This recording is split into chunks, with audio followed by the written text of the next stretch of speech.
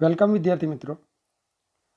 Chapter 2 સ્થિત વિદ્યુત સ્થિતિમાન અને કેપેસિટન્સ એનું સેશન 8, જેમાં આજે આપણે એક મહત્વના ટોપિક સુવાહકોના વિદ્યુત સ્થિત વિદ્યુત શાસ્ત્રનો અભ્યાસ કરવા જઈ રહ્યા છે.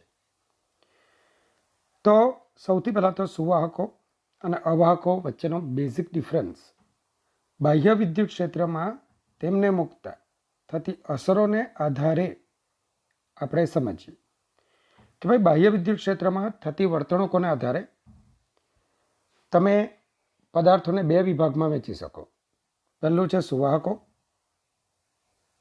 અને બીજું છે અવાહકો. સુવાહકો તો કે ભાઈ જ્યારે આવા પદાર્થોને બાહ્ય વિદ્યુત ક્ષેત્ર લાગુ પાડવામાં આવે છે ત્યારે આવા પદાર્થો પોતાનામાંથી મોટા પાયે વિદ્યુત ભારોને ગતિ કરવા દે છે. શા માટે? કારણ કે તેમની પાસે મુક્ત ઇલેક્ટ્રોન છે. દાખલા તરીકે ચાંદી, તાંબુ, એલ્યુમિનિયમ, દાખલા તરીકે બધી ધાતુઓ, ગ્રેફાઇટ, માણસનું શરીર, એસિડ અને આલ્કલી. તો આ બધા સુવાહકોના એક્ઝામ્પલ છે, જે અગાઉ પણ આપણે પહેલા ચેપ્ટરમાં ભણ્યા હતા. અવાહકો તો કે આવા પદાર્થોને જ્યારે બાહ્ય વિદ્યુત ક્ષેત્ર લાગુ પાડવામાં આવે ને ત્યારે તેઓ પોતાનામાંથી કોઈ વિદ્યુત ભારોને ગતિ કરવા દેતા નથી. They are insulators. તેઓ અવાહકો છે. દાખલા તરીકે હીરો, કાચ, લાકડું, મીણ, શુદ્ધ પાણી, એબોનાઇટ, આ બધા એના ઉદાહરણો છે. પણ આમાં એક વિશેષ માહિતી આપણે જોઈએ કે અવાહક પદાર્થોને ડાઇલેક્ટ્રિક પદાર્થો કહેતા. ડાઇલેક્ટ્રિક પદાર્થો, જેનો અભ્યાસ આગળ આપણે કરવાના છે. તો અવાહક પદાર્થોને જ્યારે ઘસીએ ત્યારે ઉદ્ભવતા વિદ્યુત ભારોને આવા પદાર્થો જાળવી રાખે છે. કાચનો સળિયો રેશમના કપડા સાથે જ્યારે ઘસવામાં આવે ત્યારે સળિયા પરનો વિદ્યુતભાર જળવાઈ રહે છે. આવા પદાર્થોને આપણે ડાઇલેક્ટ્રિક્સ તરીકે ઓળખીએ છીએ. પણ ઘસેલા સુવાહકો, લોખંડના સળિયાને જો તમે ઘસો તો તેઓ તેમનો વિદ્યુતભાર જાળવી શકતા નથી. મેં તમને ઉદાહરણ આપેલું ચેપ્ટર નંબર 1માં. તરત જ તેઓ વિદ્યુતભારોને ગતિ કરાવીને તટસ્થ બનાવવાની વૃત્તિ ધરાવતા હોય છે. તેઓ તેમનો વિદ્યુતભાર જાળવી શકતા નથી અને તરત જ તેમને ગતિ કરાવીને પોતે તટસ્થ બનવાની વૃત્તિ ધરાવે છે. તેથી તેમને આપણે નોન ઇલેક્ટ્રિક્સથી તેમને ઓળખવામાં આવતા હતા. આપણે નહીં, પણ ત્યારે લોકો ઓળખાતા હતા. શું? Non electrics. જ્યારે અવાહકોને ડાઇલેક્ટ્રિક્સ. જેના વિશે ભરપૂર માહિતી ભરેલો એક સેશન મેં બનાવ્યું છે, જે નેક્સ્ટ જ્યારે અપલોડ થશે તમે જોઈ શકશો. તો સુવાહકો અને અવાહકોમાં જુદા જુદા મુક્ત અને બદ્ધ વિદ્યુતભારો. મુક્ત ફ્રી, મુક્ત મતલબ આપણે શું કહીશું એને? ફ્રી. અને બદ્ધ બાઉન્ડ, બંધાયેલો, બદ્ધ. તો ધાત્વિક પદાર્થો આપણે જાણીએ છીએ કે ન્યુક્લિયસની ફરતે જુદી જુદી કક્ષાઓમાં જ્યારે ઇલેક્ટ્રોન્સ રાખીએ તો ધાતુ પદાર્થો, દાખલા તરીકે તમે આલ્કલી ધાતુઓ લો તો એની બાહ્યતમ કક્ષામાં એક ઇલેક્ટ્રોન્સ હશે, જે સૌથી નબળું બંધન ધરાવતો હશે. ઘર્ષણ વિદ્યુતની પ્રક્રિયા મેં તમને સમજાવેલી, અથવા કોઈ પણ પ્રક્રિયામાં આ ઇલેક્ટ્રોન એ તરત જ બહાર આવી જાય છે અને પરિણામે ધન આયનો રચાય છે. વિદ્યાર્થી મિત્રો, ધારો કે સોડિયમ ધાતુનું નિર્માણ થાય તો તમને ખબર છે કે સોડિયમ ધાતુના નિર્માણની ક્રિયામાં સોડિયમ પરમાણુ પરનો વેલેન્સ ઇલેક્ટ્રોન સોડિયમ પરમાણુમાંથી બહાર આવે છે, સોડિયમનો ધન આયન બને છે. આવા ધન આયનો ધાતુમાં ચોક્કસ બિંદુઓએ ગોઠવાય છે, જેને લેટિસ બિંદુઓ અથવા લેટાઇઝ પોઈન્ટ્સથી આપણે ઓળખીએ છીએ. આ આયનો પોતાના સ્થાને બંધાયેલા છે, મુક્ત નથી. હા, તાપમાન અનુસાર તેઓ જુદા જુદા કંપવિસ્તારથી દોલનો કરતા હોય છે. હા, તાપમાન વધતા દોલનનો કંપવિસ્તાર વધે છે, એ માહિતી તમે થર્મોડાયનેમિક્સમાં ભણી ગયા છો. હવે જે ઇલેક્ટ્રોન્સ છે, આ ઇલેક્ટ્રોન્સ આયનો વચ્ચેના અવકાશમાં અસ્તવ્યસ્ત ગતિ કરતા જોવા મળે છે. આવા ઇલેક્ટ્રોન્સને આપણે ફ્રી ઇલેક્ટ્રોન્સ કહીએ છીએ. અને ઇલેક્ટ્રોન્સ પરનો આવો વિદ્યુતભાર એને આપણે ફ્રી વિદ્યુતભાર કહીશું, મુક્ત વિદ્યુતભાર. પણ આયનો કે જે પોતાનું મૂળ સ્થાન છોડતા નથી. તો આયનો પરનો જે વિદ્યુતભાર છે એને આપણે બદ્ધ વિદ્યુતભાર બોલીશું, બાઉન્ડ ચાર્જ બોલીશું. તો આવો સમજીએ કે સુવાહકોમાં, ધાત્વિક સુવાહકોમાં ન્યુક્લિયસની ફરતે આવેલ બાહ્યતમ કક્ષામાંના ઇલેક્ટ્રોન્સ ન્યુક્લિયસથી ઓછું બંધન ધરાવે છે. આથી તેઓ સરળતાથી બાહ્યતમ કક્ષામાંથી છૂટા પડી બનતા ધન આયનો વચ્ચેના અવકાશમાં મુક્ત રીતે ગતિ કરી શકે છે. જ્યારે આવા સુવાહકોને બાહ્ય વિદ્યુત ક્ષેત્રમાં મૂકવામાં આવે ત્યારે મુક્ત ઇલેક્ટ્રોન્સ વિદ્યુત ક્ષેત્રની વિરુદ્ધ દિશામાં ઘસડાઈને ડ્રિફ્ટ થાય છે, જ્યારે ધન આયનો પોતાના મૂળ સ્થાને જ ગોઠવાયેલા રહે છે.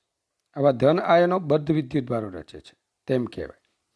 તો આ જે ડ્રિફ્ટની ઘટના છે જે હમણાં જ આપણે ભણવા જઈ રહ્યા છે. ચાલો, અવાહકોમાં બાહ્યતમ કક્ષામાં જ્યારે અવાહક પદાર્થો લઈએ ત્યારે બાહ્યતમ કક્ષામાંના ઇલેક્ટ્રોન્સ પ્રબળ રીતે ન્યુક્લિયસ સાથે જોડાયેલા રહેતા હોવાથી તેઓને પરમાણુમાંથી છૂટા પાડી શકાતા નથી.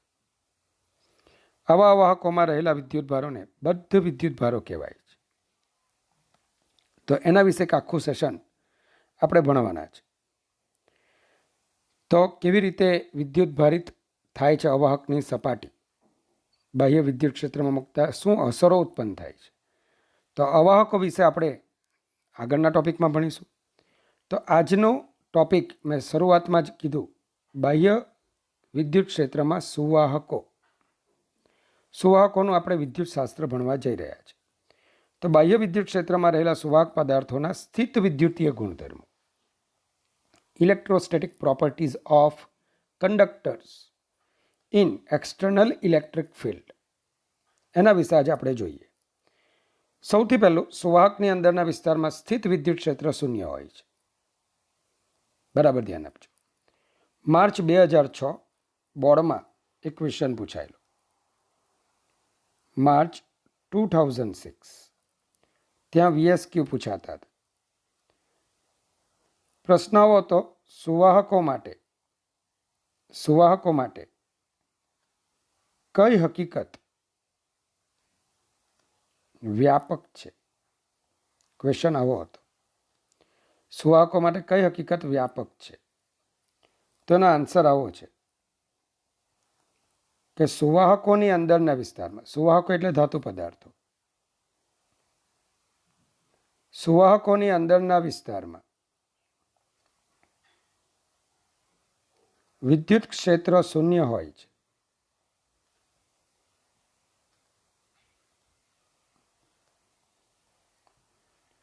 આ હકીકત વ્યાપક હકીકત છે. આ હકીકત કેવી છે? વ્યાપક છે. વ્યાપક છે મતલબ સુવાહકો બાહ્ય ક્ષેત્રમાં ન હોય કે હોય, બંને સંજોગોમાં એની અંદરના વિસ્તારમાં વિદ્યુત ક્ષેત્ર શૂન્ય જ હોય છે. દાખલા તરીકે ચેપ્ટર નંબર 1 યાદ કરો, એક દાખલો મેં કરાવેલો કે આ સુવાહક એટલે કે ધાતુ પદાર્થ. હવે આ ધાતુની અંદરના વિસ્તારમાં તમે આવું ગૌસિયન પૃષ્ઠ દોરો છો.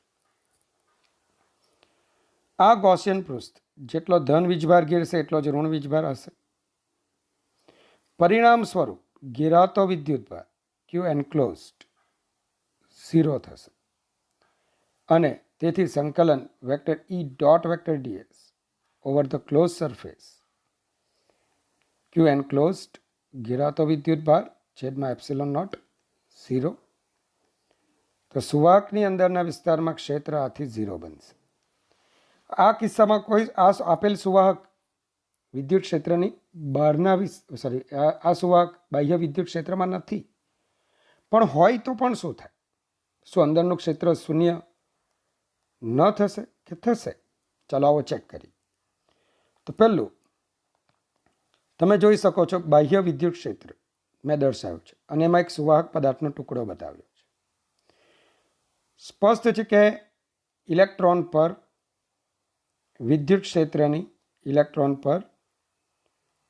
ક્ષેત્રની વિરુદ્ધ દિશામાં બળ લાગે. આવું બળ લાગવાને કારણે સુવાહકમાંના મુક્ત ઇલેક્ટ્રોન્સ સુવાહકની બાહ્ય વિદ્યુત ક્ષેત્રની વિરુદ્ધ બાજુએ આવેલી સપાટી પર જમા થાય છે. આથી બાહ્ય ક્ષેત્ર તરફની જે સપાટી છે ત્યાં ઇલેક્ટ્રોનની ઉણપ સર્જાતા ધન વિદ્યુતભાર ખુલ્લો પડે છે. ફરીથી, જ્યારે બાહ્ય વિદ્યુત ક્ષેત્રમાં સુવાહકને મૂકવામાં આવે ત્યારે બાહ્ય વિદ્યુત ક્ષેત્ર વેક્ટર ઈ એક્સટર્નલ દ્વારા સુવાહકની અંદરના વિસ્તારમાં રહેલા ઇલેક્ટ્રોન્સ પર બાહ્ય ક્ષેત્રની વિરુદ્ધમાં બળ લાગતા તેઓ બાહ્ય વિદ્યુત ક્ષેત્રની વિરુદ્ધ બાજુએ આવેલી સપાટી પર સુવાહકની સપાટી પર જમા થાય છે અને આથી બાહ્ય વિદ્યુત ક્ષેત્ર તરફની સુવાહકની સપાટી પર ઇલેક્ટ્રોનની ઉણપ સર્જાતા ત્યાં ધન વિદ્યુતભાર ખુલ્લો પડે છે. ક્લિયર? ચાલો, હવે શું થશે? આ વિદ્યુતભારો સ્થિર છે. સુવાહકની સપાટી પર પ્રેરિત થયેલા વિદ્યુતભારો સ્થિર છે, જેઓ બાહ્ય વિદ્યુત ક્ષેત્રની વિરુદ્ધમાં એક આંતરિક ક્ષેત્રનું નિર્માણ કરે છે. પ્રારંભમાં શું હશે? તો કે ભાઈ પ્રારંભમાં બાહ્ય વિદ્યુત ક્ષેત્રનું મૂલ્ય આંતરિક વિદ્યુત ક્ષેત્રના મૂલ્ય કરતાં વધારે હશે. આથી નેટ ક્ષેત્ર બાહ્ય વિદ્યુત ક્ષેત્રની દિશામાં જ રહેશે. આથી વધુને વધુ ઇલેક્ટ્રોન્સ ક્ષેત્રની વિરુદ્ધમાં બળ અનુભવીને બાહ્ય વિદ્યુત ક્ષેત્રની વિરુદ્ધ બાજુએ આવેલી સુવાહકની સપાટી પર જમા થતા જશે. તેમ તેમ તેમ તેમ ધન વિદ્યુતભાર એની વિરુદ્ધ બાજુની સપાટી પર ખુલ્લો પડતો જશે. તેમ તેમ ઈ ઇન્ટરનલ આંતરિક વિદ્યુત ક્ષેત્ર પ્રબળ બનતું જશે.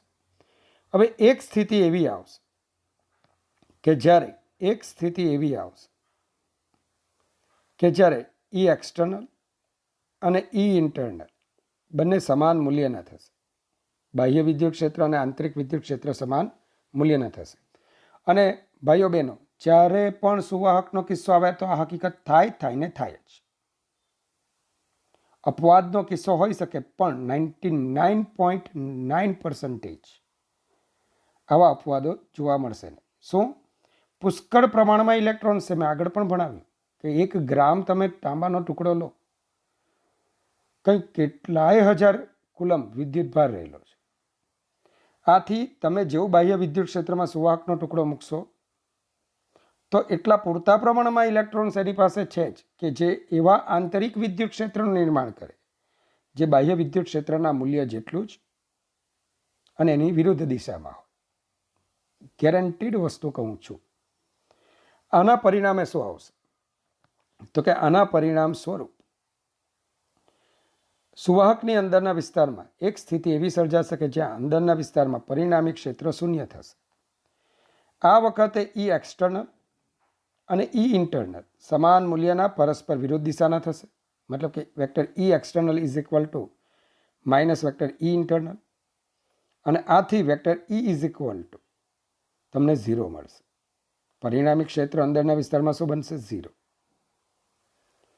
તો થોડું રીડિંગ કરીએ કે ભાઈ આકૃતિમાં દર્શાવ્યા મુજબ જ્યારે કોઈ સુવાહકને બાહ્ય વિદ્યુત ક્ષેત્ર વેક્ટર ઈ એક્સટર્નલમાં મૂકવામાં આવે છે ત્યારે સુવાહકમાં રહેલા મુક્ત ઇલેક્ટ્રોન્સ પર બાહ્ય વિદ્યુત ક્ષેત્રની વિરુદ્ધ દિશામાં બળ લાગતા તેઓ બાહ્ય વિદ્યુત ક્ષેત્રની વિરુદ્ધ બાજુએ આવેલી સુવાહકની સપાટી પર જમા થાય છે. આથી બાહ્ય વિદ્યુત ક્ષેત્રની દિશામાં આવેલી સુવાહકની સપાટી પર ધન વિદ્યુતભાર ખુલ્લો પડે અથવા પ્રેરિત થાય છે. આને લીધે સુવાહકની અંદરના વિસ્તારમાં બાહ્ય વિદ્યુત ક્ષેત્રની વિરુદ્ધ દિશામાં આંતરિક વિદ્યુત ક્ષેત્ર વેક્ટર ઈ ઇન્ટરનલનું નિર્માણ થાય છે. જ્યારે વેક્ટર ઈ એક્સટર્નલ અને વેક્ટર ઈ ઇન્ટરનલ સમાન મૂલ્યના અને પરસ્પર વિરુદ્ધ દિશામાં થાય ત્યારે વિદ્યુતભારોનું સપાટી પર પ્રસ્થાપિત થવાનું અટકી જાય છે. આ સ્થિતિમાં સુવાહકની અંદરના વિસ્તારમાં પરિણામી વિદ્યુત ક્ષેત્ર શૂન્ય બને છે.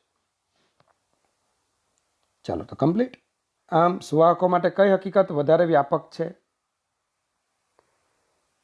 તો સુવાહકોની અંદરના વિસ્તારમાં વિદ્યુત ક્ષેત્ર શૂન્ય છે એ હકીકત વ્યાપક છે. ભલે આ સુવાહક બાહ્ય વિદ્યુત ક્ષેત્રમાં મૂકેલો હોય કે બાહ્ય વિદ્યુત ક્ષેત્ર ગેરહાજર હોય, અંદરના વિસ્તારમાં ક્ષેત્ર શૂન્ય જ હોય. ચલો લાક્ષણિકતા નંબર 2 ચેક કરીએ. તો વિદ્યુત ભારિત સુવાહકની સપાટી પર સ્થિત વિદ્યુત ક્ષેત્ર સપાટીને દરેક બિંદુએ સ્થાનિક રીતે સપાટીને લંબ હોય છે. ચાલો આ હકીકતને અગાઉ પણ મેં 2 વખત ભણાવી છે, ફરી પાછો ભણાવું છું. સમજી લો વિદ્યુત ક્ષેત્ર સુવાહકની સપાટીને લંબ નથી, કંઈક ખૂણો બનાવે છે. આ વખતે આ છે સુવાહકની સપાટી. આ વખતે તમે જોઈ શકશો કે વિદ્યુત ક્ષેત્રના બે ઘટકો મળશે, સપાટીને સમાંતર ઘટક અને સપાટીને લંબ ઘટક. સપાટીને સમાંતર જે ઘટક મળે છે એને લીધે સુવાહકની સપાટી પરના જે મુક્ત ઇલેક્ટ્રોન્સ છે એની પર ક્ષેત્રની વિરુદ્ધ દિશામાં બળ લાગશે. ક્ષેત્રની વિરુદ્ધ દિશામાં શું લાગશે? બળ. પરિણામે ઇલેક્ટ્રોન્સ ગતિ કરવા લાગશે. અને આવી ગતિ કરવાને લીધે વિદ્યુત પ્રવાહનું નિર્માણ થશે. આવા ગતિ કરવાને લીધે વિદ્યુત પ્રવાહનું નિર્માણ થશે. પરિણામ સ્વરૂપ શું થાય કે જેવું વિદ્યુત પ્રવાહનું નિર્માણ થાય તો આ સંરચના સ્થિત રહી શકશે નહીં. આમ આપણું જે અવલોકન છે કે જેમાં વિદ્યુત ભારો કેવા છે સપાટી પર સ્થિર, એને બદલે અહીંયા તો કંઈક કરંટ રચાય છે. અહીંયા શું રચાય છે? કંઈક વિદ્યુત પ્રવાહ રચાય છે. આમ હું કહી શકું કે વિદ્યુત ક્ષેત્રનો સપાટીને સમાંતર ઘટક એ કોઈ અસ્તિત્વ ધરાવતો નથી. મતલબ કે વિદ્યુત ક્ષેત્ર સુવાહકની સપાટીને સાથે કોઈ પણ ખૂણો સિવાય કે લંબ બનાવી શકતો નથી. આમ વિદ્યુત ક્ષેત્રનો જો સમાંતર ઘટક અસ્તિત્વ ન ધરાવે, મતલબ કે વિદ્યુત ક્ષેત્ર સપાટીને કેવું હોવું જોઈએ? સંપૂર્ણપણે એ વિદ્યુત ક્ષેત્ર સપાટીને લંબ જ હોવું જોઈએ. ચાલો તો થોડું વાંચી લઈએ શું લખ્યું છે તે જુઓ. તમારે બોર્ડમાં આ જ રીતે લખવાનું છે.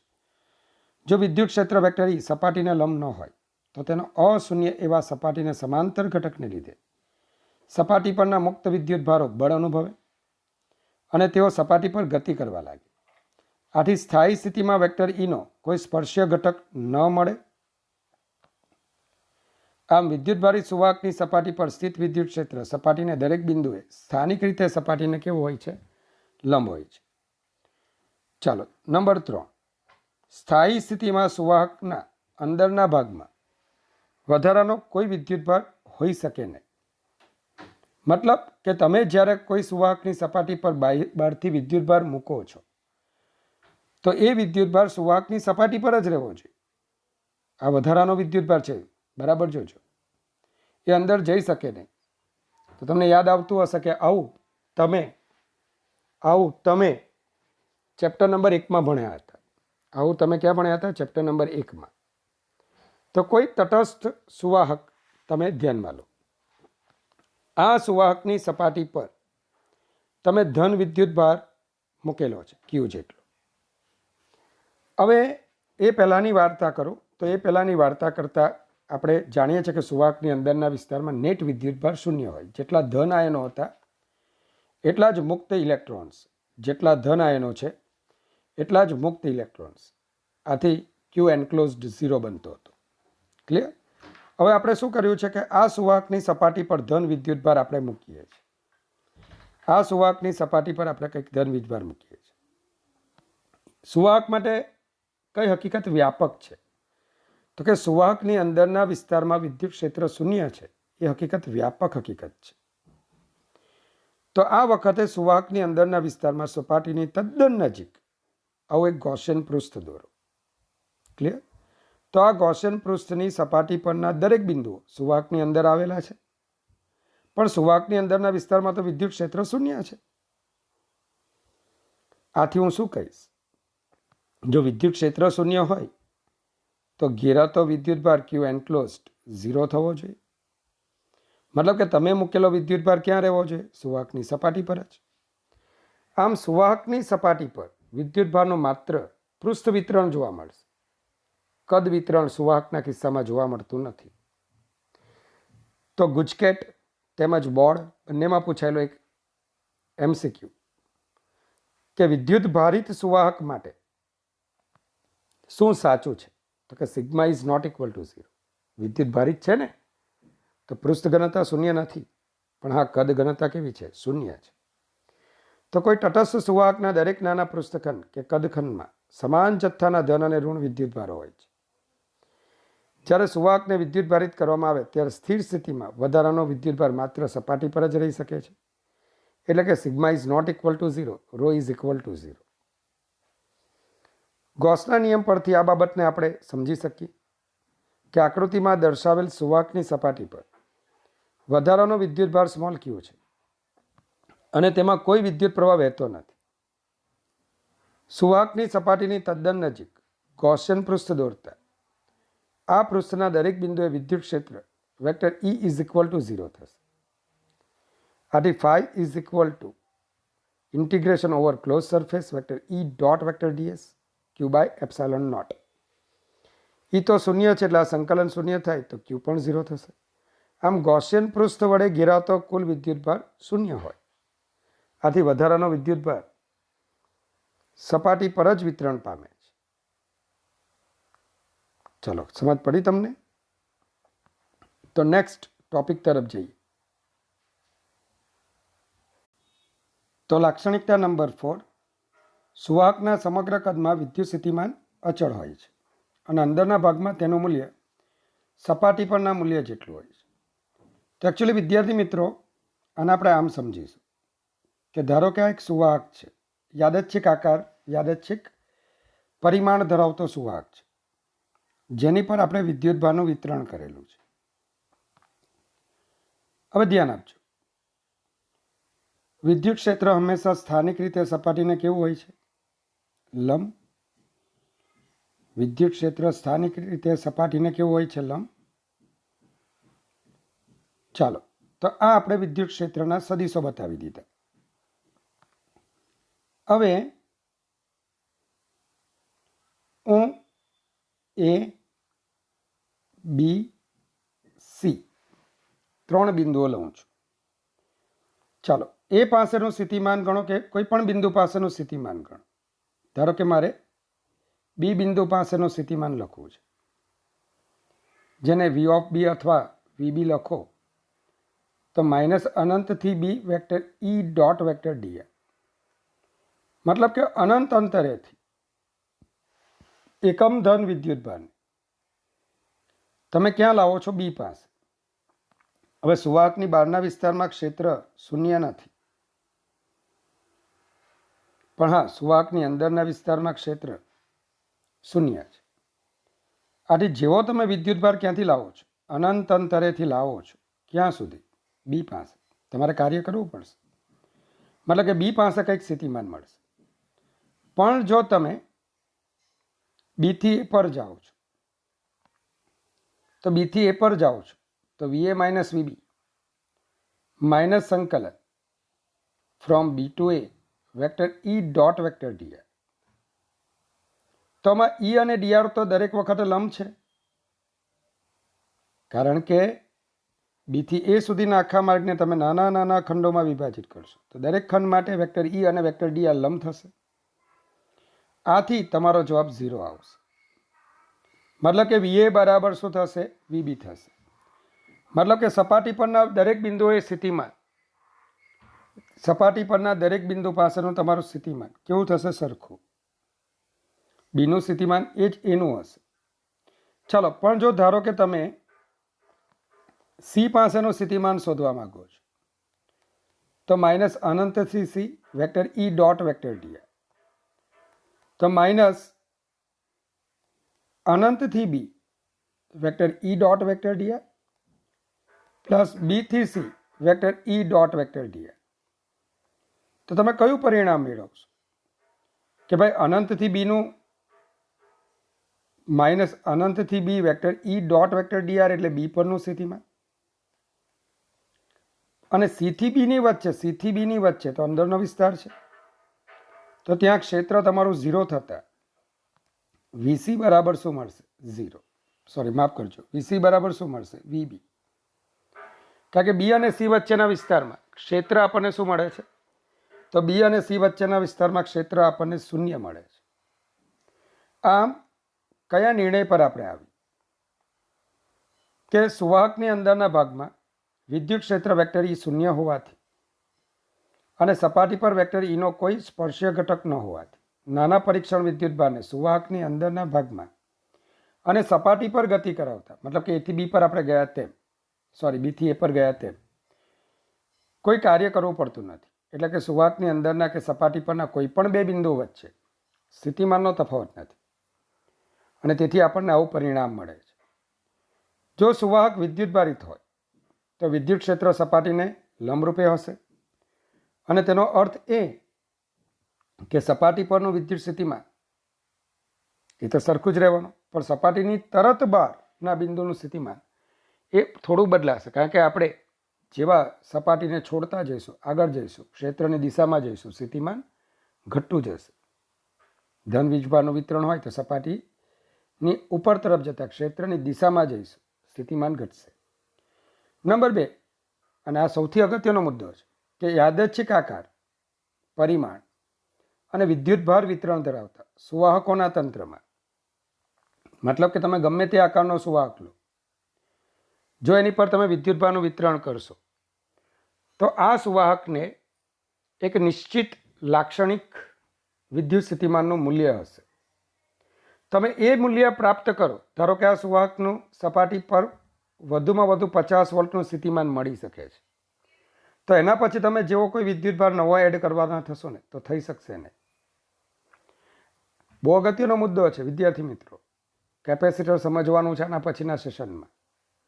તો આ જે અંડરલાઇન કરી છે વાક્ય બહુ મહત્વનું છે.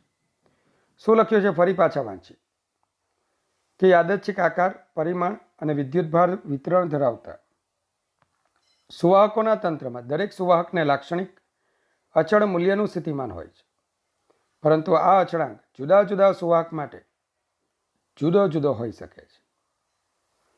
તાંબાના સુવાહકની સપાટી પર, એલ્યુમિનિયમના સુવાહકની સપાટી પર સ્થિતિમાનનું એક લાક્ષણિક મૂલ્ય તમને જોવા મળશે. તો આ મુદ્દો ખાસ ધ્યાનમાં લેજો, હું પાછા આવતા સેશનમાં પણ સમજાવીશ. તો ફરી પાછા ચોથા મુદ્દાને યાદ કરો કે કોઈ પણ વિદ્યુતભારિત સુવાહકની સપાટી પરનું સ્થિતિમાન સમાન હોય અને એ સ્થિતિમાન એ અંદરના વિસ્તારના સ્થિતિમાન જેટલું જ હોય, મતલબ કે અંદરના કોઈ પણ બિંદુ પાસે સ્થિતિમાન કોના જેટલું લેશો તમે? સપાટી જેટલું.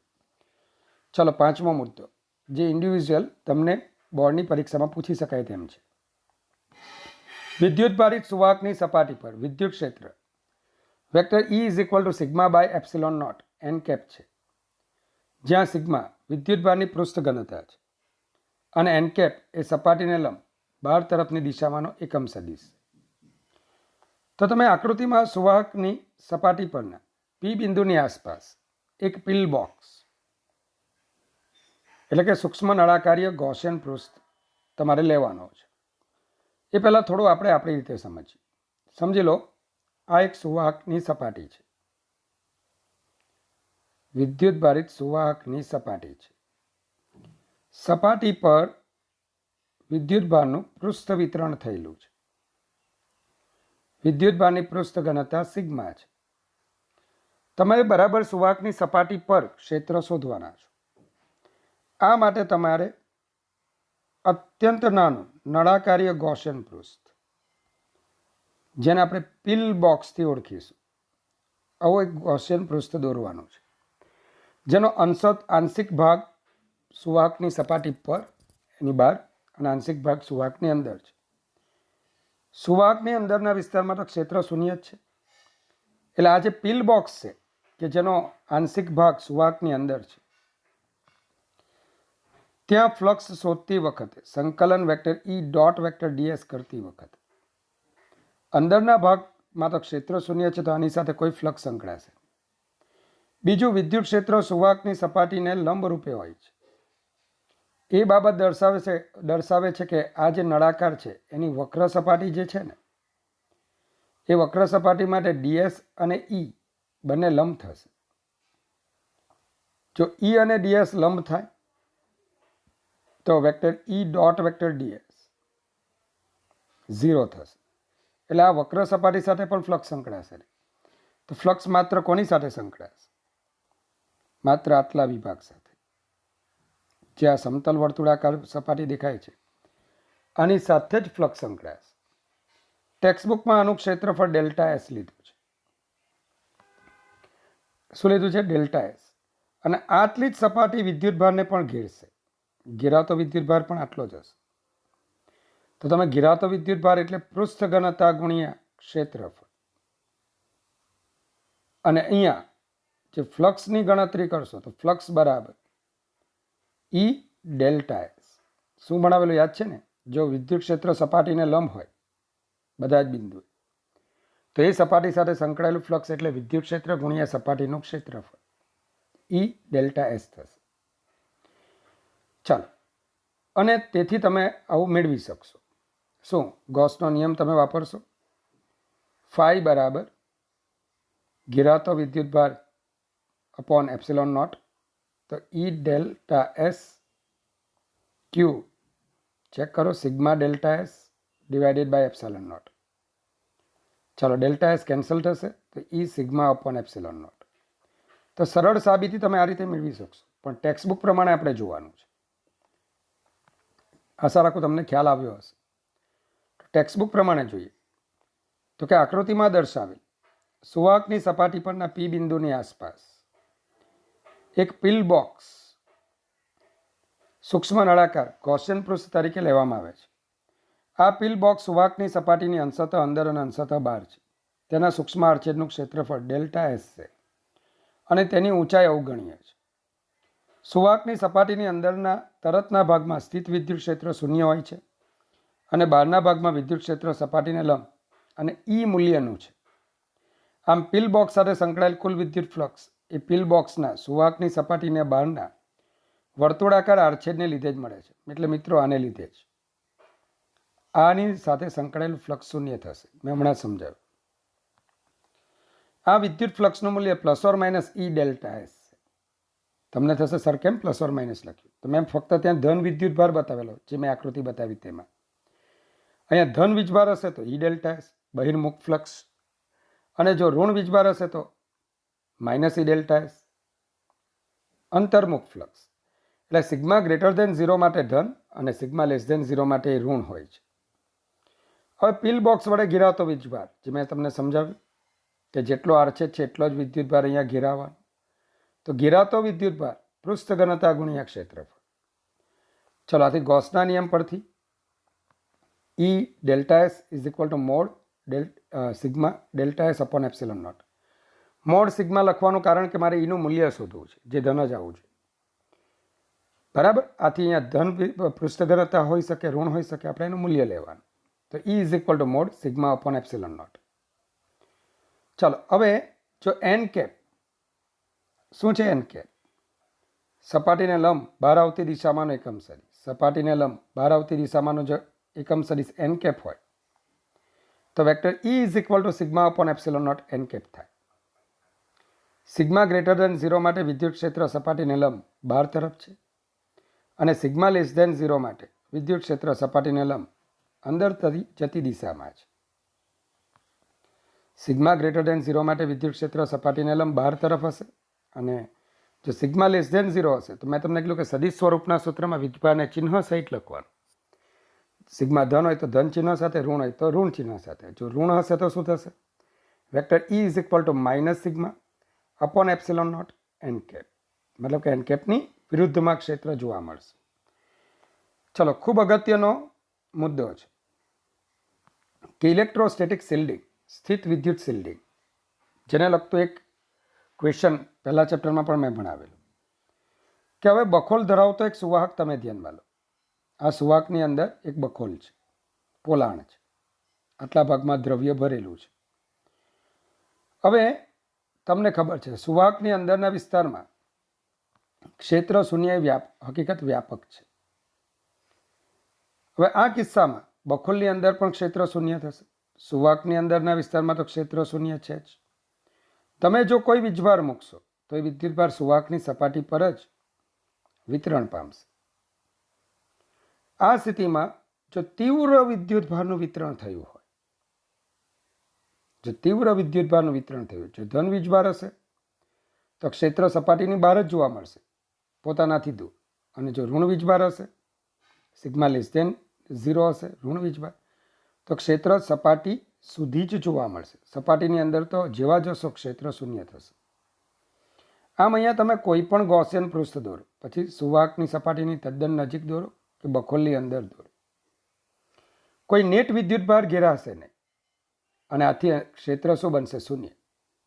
આથી કોઈ સંવેદી વિદ્યુત સંવેદી પદાર્થ હોય તો એને જો તમે બખોલમાં મૂકી દો તો તીવ્ર બાહ્ય વિદ્યુત ક્ષેત્રની અસર હેઠળ એનું શિલ્ડિંગ સંરક્ષણ થશે. ક્લિયર? તો બરાબર ધ્યાન આપજો કે બખોલ ધરાવતા એક સુવાહકનો વિચાર કરતા જો બખોલમાં કોઈ વિદ્યુતભાર ન હોય તો બખોલમાં ગમે તે આકાર, જોજો બખોલમાં કોઈ વિદ્યુતભાર ન હોય તો શું થાય? તો એ પણ સમજાવું છું, જે ટેક્સ્ટબુકમાં નથી આપતું.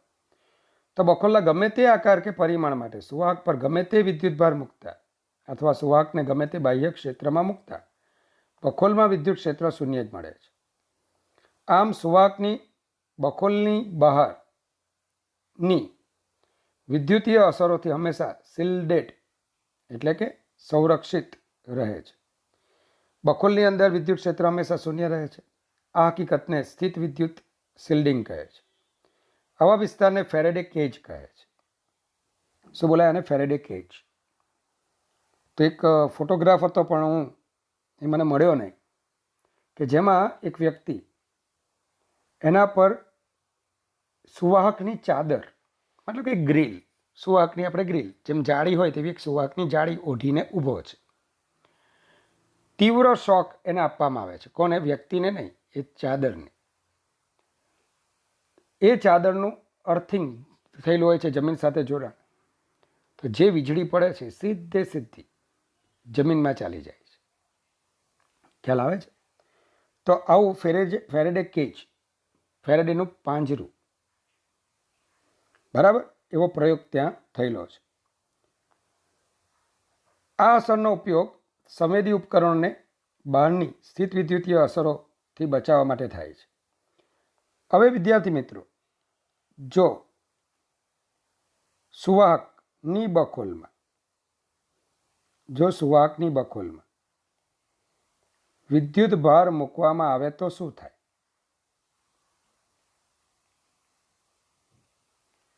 થાય?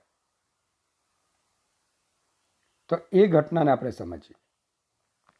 સમજો આ એક સુવાહક પદાર્થ છે અને આ એની બખોલ છે. બખોલમાં મેં આ વખતે કંઈક ધન વિદ્યુતભાર મૂકેલો છે. બરાબર જોતા રહેજો. હવે આને લીધે શું થશે? તો પહેલા ચેપ્ટરનો દાખલો યાદ આવશે. સુવાહકમાં રહેલા મુક્ત ઇલેક્ટ્રોન્સ એ બખોલની સપાટી પર જમા થશે અને પરિણામે સુવાહકની સપાટી પર ઇલેક્ટ્રોનની ઉણપ સર્જાતા ધન વિદ્યુતભાર ખુલ્લો પડશે.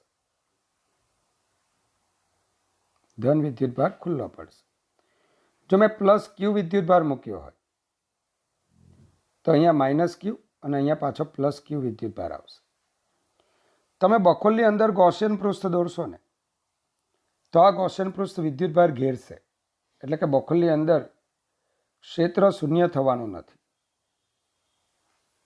બખોલની અંદર જો તમે ગૌસિયન પૃષ્ઠ દોરશો તો એ વિદ્યુતભાર ઘેરે છે, એટલે બખોલની અંદરના વિસ્તારમાં ક્ષેત્ર શૂન્ય થવાનું નથી. હા, સુવાહકની અંદરનો વિસ્તાર, એમાં તમે ગૌસિયન પૃષ્ઠ દોરશો તો જેટલો ધન વીજભાર છે પ્લસ ક્યુ એટલો જ સપાટી પર માઇનસ ક્યુ, તો આ બધા બિંદુઓએ ક્ષેત્ર શૂન્ય થશે. આમ છેક બખોલની બહારની સપાટીથી લઈને સુવાહકની સપાટી સુધીનો વિસ્તાર તમે ગણશો તો ત્યાં ક્ષેત્ર શૂન્ય જ હશે. ફરી પાછું સુવાહકની બહારના વિસ્તારમાં ક્ષેત્ર શૂન્ય થશે નહીં. આને આધારે તમને વિદ્યુત ક્ષેત્ર રેખા ઓળખવાનો ક્વેશ્ચન પૂછાય. એક ગોળો છે અને આ ગોળાના કેન્દ્ર પર ક્યુ વીજભાર છે.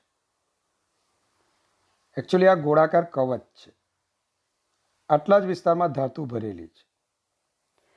તો કઈ વિદ્યુત ક્ષેત્ર રેખા સાચી આકૃતિ બતાવશે? તો તમે જોઈ શકો છો કે જો ધન વીજભાર હશે તો એની ક્ષેત્ર રેખા બહાર આવશે, ધનમાંથી બહાર આવશે અને આ સુવાહકની સપાટીને લંબ રૂપે દાખલ થશે. વળી પાછો આટલા વિસ્તારમાં તો ધાતુ ભરેલી છે, પોલો સુવાહક છે, આટલા વિસ્તારમાં ધાતુ ભરેલી છે, તો અહીંયા ક્ષેત્ર રેખાઓ ધાતુની અંદર તો હોય નહીં, કારણ કે ધાતુની અંદરના વિસ્તારમાં ક્ષેત્ર શું હોય? શૂન્ય. તો પરિણામ સ્વરૂપ આ ક્ષેત્ર રેખાઓ આ રીતે બહાર આવતી જોવા મળશે. તો બિંદુવત વિદ્યુતભાર ગોળાના કેન્દ્ર પર છે. તો બે વસ્તુ જોવાનું કે આ ક્ષેત્ર રેખાઓ ધાતુની અંદરના વિસ્તારમાં ન હોવી જોઈએ, કારણ કે ત્યાં ક્ષેત્ર શૂન્ય છે. એટલે આટલી જે જાડાઈ દેખાય છે ને તમને, એમાં મેં કોઈ ક્ષેત્ર રેખા દોરી નથી. ક્ષેત્ર રેખાઓ આ ક્યુ વીજભારને લીધે આ સુવાહકની અંદરની સપાટી પર ઋણ વિદ્યુતભાર પ્રેરિત થાય છે. એટલે કે ક્ષેત્ર રેખા સુવાહકમાં દાખલ થાય છે લંબરૂપે. પરિણામે આ બહારની સપાટી પર ધન વીજભાર ખુલ્લો પડે છે અને તેથી ત્યાં ક્ષેત્ર રેખાઓ આવશે. આમ સુવાહકની સપાટીમાંથી ક્ષેત્ર રેખાઓ સપાટીને લંબ રૂપે બહાર આવતી દેખાશે. પણ વિદ્યાર્થી મિત્રો, બીજો ક્વેશ્ચન એકચ્યુઅલી આ રીતનો પૂછાયો હતો. આવો જ ધાતુનો પોલો ગોળો, આવો જ ધાતુનો પોલો ગોળો છે, ઉધારી લેજો. ધાતુનો આવો પોલો ગોળો અને વિદ્યુતભાર બરાબર એના કેન્દ્ર પણ નથી, કંઈક આ તરફ છે. તો કઈ ક્ષેત્રરેખા સાચી હશે? તો પહેલાં તો એ ખાસ ધ્યાન રાખો, જે ક્ષેત્રરેખાઓ તમારે આમ જ જોવાનું, ક્ષેત્રરેખાઓ સપાટીને લંબરૂપે દાખલ થતી હોવી છે અને ધાતુમાંથી બહાર આવતી હોવી છે, લંબરૂપે જ બહાર આવતી હોવી છે. ક્લિયર? હવે વિદ્યુતભાર કેન્દ્ર પણ ન હોવાને કારણે અમુક ક્ષેત્રરેખાઓ કેવી બનશે? ધાતુની સપાટીને લંબરૂપે દાખલ થવા માટે એણે વક્રતા અનુસરવી પડશે.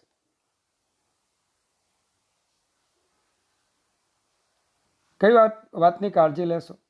એક તો ક્ષેત્રરેખાઓ સપાટીને લંબરૂપે બહાર આવતી હોય છે, ધાતુના અંદરના વિસ્તારમાં ક્ષેત્રરેખાઓ હોવી ન જોઈએ. આ ક્યુ વીજભાર છે તો માઇનસ ક્યુ વીજભાર તો અહીંયા પ્રેરિત થવાનો છે. નજીકના વિસ્તારમાં વધુ મૂલ્યનો, દૂરના વિસ્તારમાં ઓછા મૂલ્યનો. પણ જો આ ક્યુ હોય તો આ અંદરની સપાટી પર માઇનસ ક્યુ ટોટલ વીજભાર પ્રેરિત થશે અને બહારની સપાટી પર ટોટલ પ્લસ ક્યુ વિદ્યુતભાર પ્રેરિત થશે.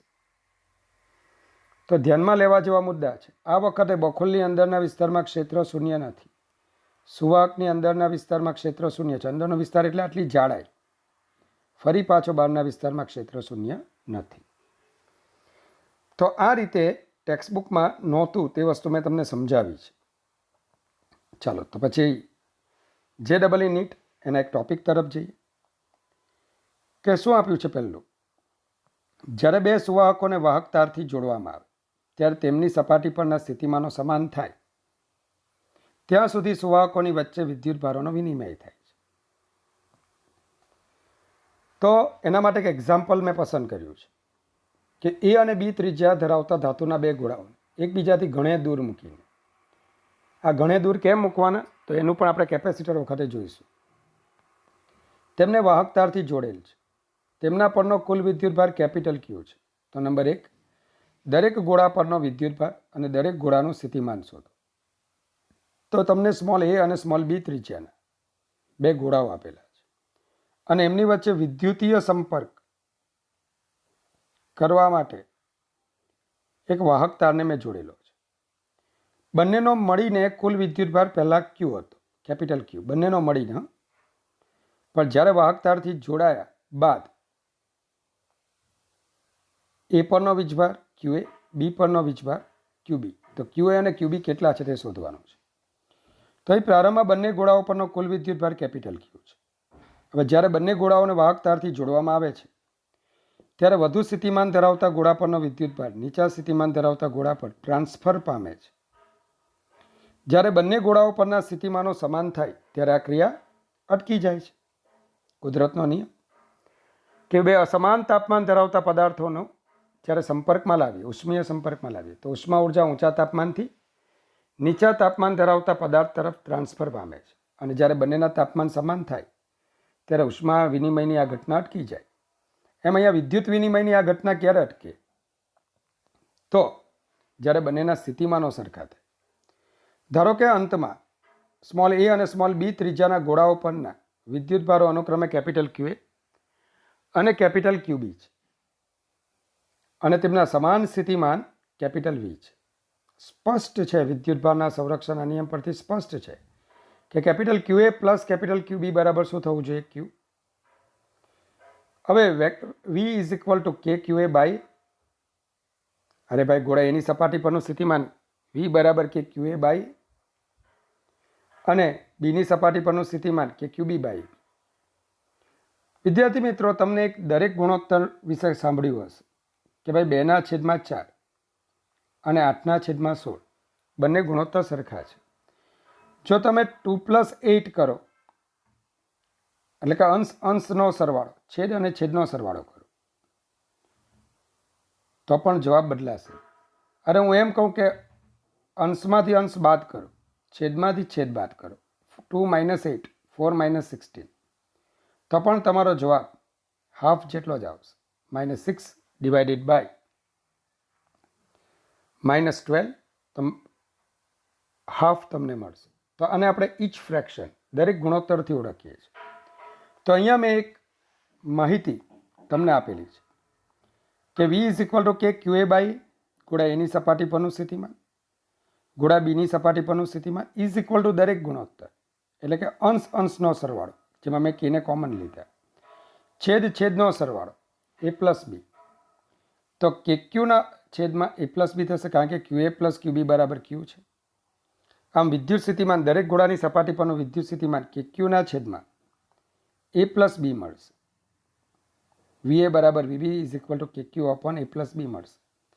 બસ હવે જે આ પરિણામ 2 છે તેમાં KQA by is equal to KQ upon AB સરખાવો, તો QA તમને મળશે capital Q in the bracket A upon A plus B, અને KQB અપોન B ને તમે અંતિમ પરિણામ સાથે સરખાવો, તો કેપિટલ QB, તો capital Q in the bracket B upon A plus B.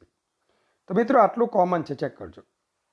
QA અને QB શોધવા હોય તો બંનેનો કુલ વીજભાર Q તમે લખી દો, છેદમાં બંનેની ત્રિજ્યાનો સરવાળો કરો. જેના પરનો વીજભાર શોધવાનો છે તેની ત્રિજ્યા અંશમાં, જેના પરનો વીજભાર શોધવાનો છે તેની ત્રિજ્યા અંશમાં લઈ લો. જો તમને ખ્યાલ હોય તો મેં તમને પહેલા ચેપ્ટરમાં જ્યારે ચાર્જિંગની મેથડ ભણાવેલી ત્યારે મેં ભણાવેલું કે તમે ચેક કરો Q upon A plus B, Q upon A plus B સરખા છે, તો એનો મતલબ કે QA is proportional two A, QB is proportional two B.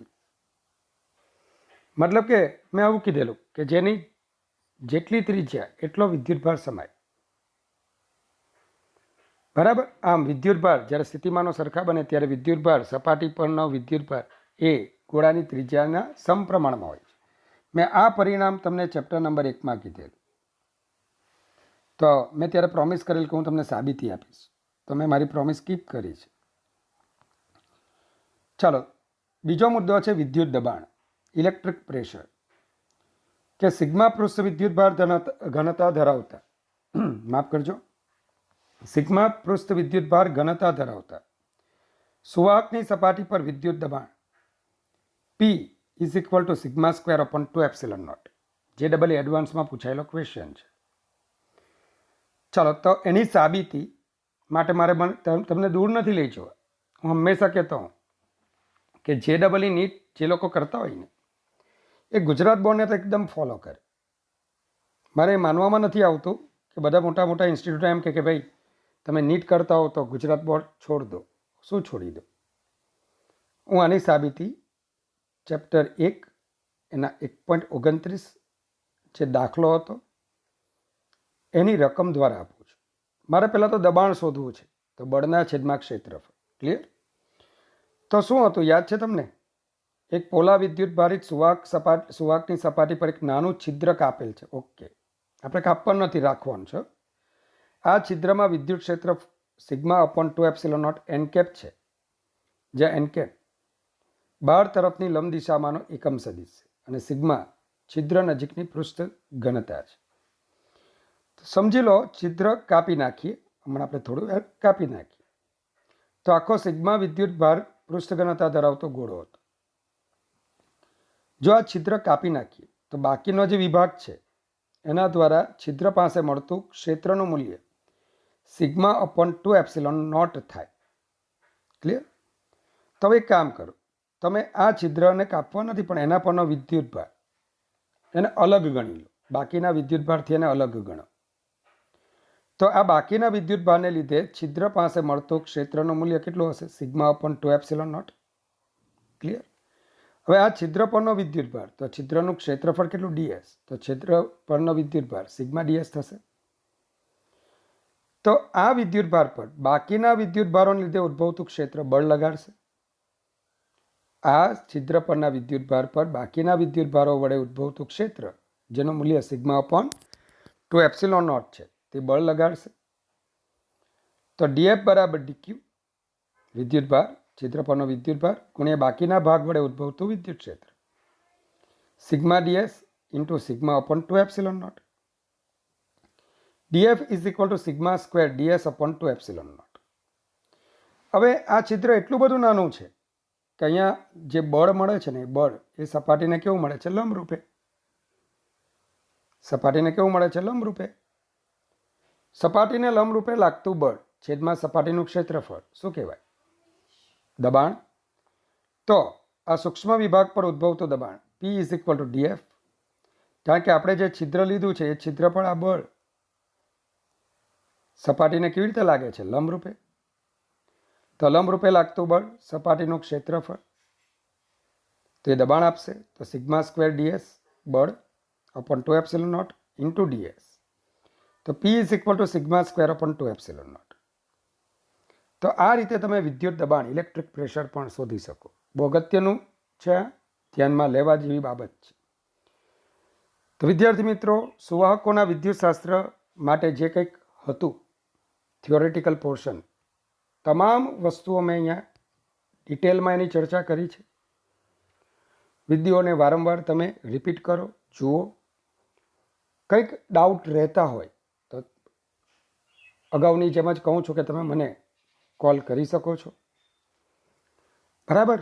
ચાલો, આ ઉપરાંત તમારા જો કોઈ સજેશન હોય તો તે પણ તમે મને જણાવી શકો. તો નેક્સ્ટ સેશનમાં આપણે મળીએ. ત્યાં સુધી ભગવાન તમને સતત યાદશક્તિનો આશીર્વાદ તમને આપતા રહે, તમારી પર એમની કૃપા વરસાવતા રહે અને તમારી કારકિર્દી ઉજ્જવળ બને તે દિશામાં આગળ ને આગળ વધારતા રહે. તો વિદ્યાર્થી મિત્રો, આની સાથે હું મારી વાણીને વિરામ આપું છું. Take care. God bless you infinitely. Good bye.